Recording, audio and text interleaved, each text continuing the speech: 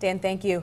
A weekend fire in Logansport left as many as 30 people without a place to live. News Channel 18's Kristen Majorano was in Cass County today, and she joins us now with more on the story. Kristen? Jeff and Gina, the call came into dispatch around 8 p.m. on Saturday, and after a bit of confusion over whether there was a fight or a fire, fire crews found smoke pouring out of a Logansport apartment building where several families lived. Today, those families were still trying to figure out where they were going to be. They got kids here.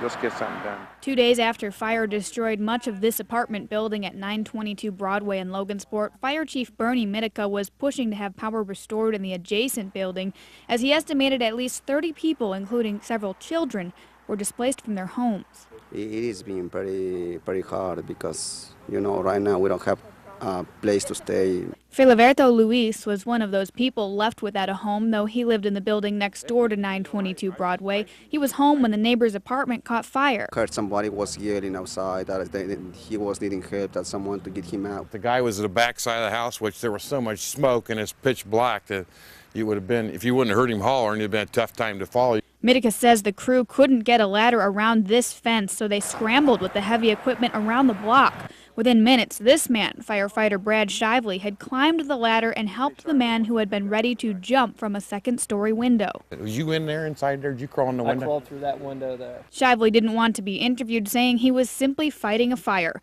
but his chief says he was proud of all of his crew and their quick work Saturday night. It was going good, a lot of smoke. It's at night, a lot of confusion. To ladder a house, pack a ladder that far and get it set up, that's pretty tough to do. That's a pretty tough thing to do. Assistant Fire Chief Kenny Ott says the building next door now has electricity restored and people have been moving back in this evening. Many of the displaced tenants had been given rooms to stay by the Red Cross this weekend. The fire was determined to have been unintentionally set. Also in Logansport this weekend,